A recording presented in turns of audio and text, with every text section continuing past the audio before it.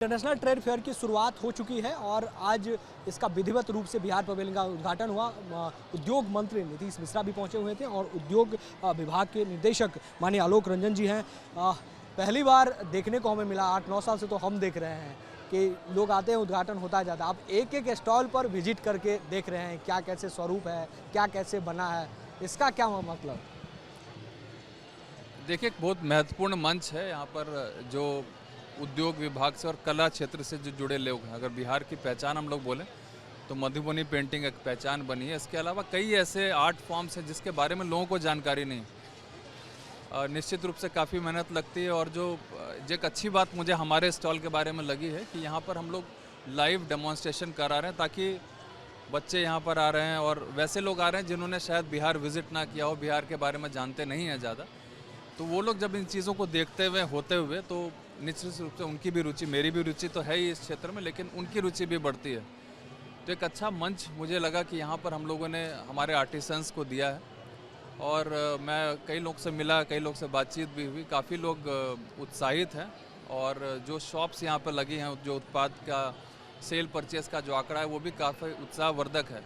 हम लोगों ने मुख्य रूप से जो नेशनल अवार्डीज़ हैं और जो स्टेट अवार्डीज़ हैं उनके लिए निश्चित रूप से स्टॉल्स की व्यवस्था की है। उसके अतिरिक्त राज्य के विभिन्न क्षेत्रों से आए हुए लोग स्थानीय जो उत्पाद उनके हैं उनको लेकर, चाहे वो मखाना हो, चाहे वो मधुबनी पेंटिंग वो बना रहे हो, चाहे वो साड़ियाँ हो, सिल्क का हो, हैंडलूम हो, और जो भी पॉसिबल हो सकता है जो बिहार के को एक तरीके से रिप्रेजेंट करता है, अलग अलग स्टॉल्स में वो सारी छवियाँ दिखाई गई हैं। स्टॉल को भी काफ़ी आकर्षक रूप से इसको सजाया गया है और जो बदलता बिहार का जो परिदृश्य है उसको दिखाने का एक प्रयास यहाँ पर किया है। हम लोगों ने हाल ही में बहुत ही सक्सेसफुली एशियन वुमेंस चैम्पियनशिप का आयोजन करा था, जो कि एक इंटरनेशनल लेवल का इवेंट था और पहली बार बिहार को उसको ऑर्गेनाइज कराने का मौका मिला और हमारे देश को उसमें जीत भी मिली।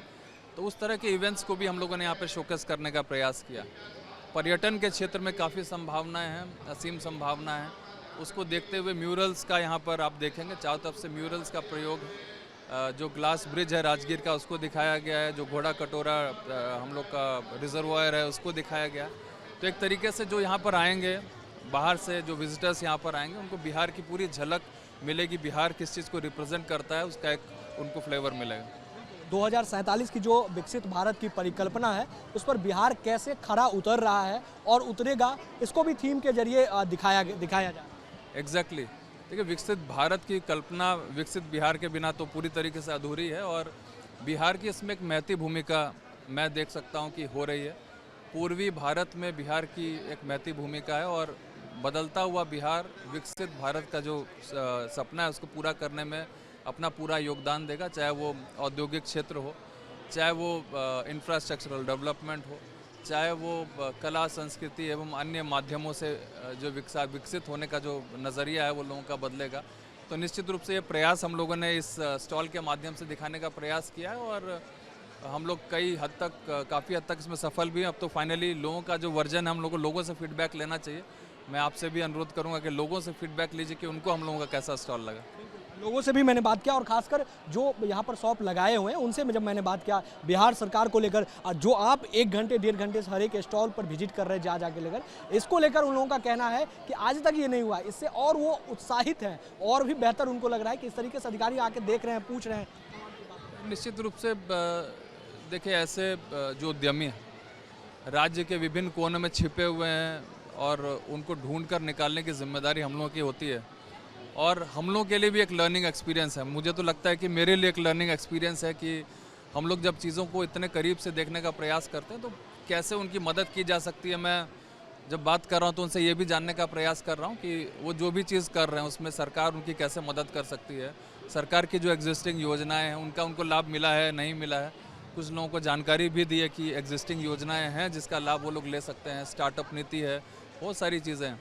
तो मेरे लिए तो लर्निंग एक्सपीरियंस है और एनरिचिंग एक्सपीरियंस है और निश्चित रूप से उनके लिए भी एक मोटिवेशन का एक तरीके से काम करता है कि सरकार उनसे रूबरू हो रही है, उनके बारे में जानकारी ले रही है और मदद करने का प्रयास कर रही है। तो ये हमारे साथ आलोक रंजन जी थे। हर एक स्टॉल पर जाकर अलग अलग तरीके से लोगों से विजिट कर रहे हैं और बात कर रहे हैं कि क्या सरकार की योजनाएं के बारे में आपको जानकारी है, क्या जो सरकार आपके लिए व्यवस्था कर रही है वो आपको मिल रहा है या नहीं मिल रहा है, यहाँ का क्या रिस्पॉन्स है। तो हर एक स्टॉल पर जाकर अलग अलग तरीके से लोगों से विजिट कर रहे हैं और उनको जानकारी भी साझा कर रहे हैं। वीडियो जर्नलिस्ट जयराम के साथ अमित चौधरी, न्यूज नेशन, दिल्ली।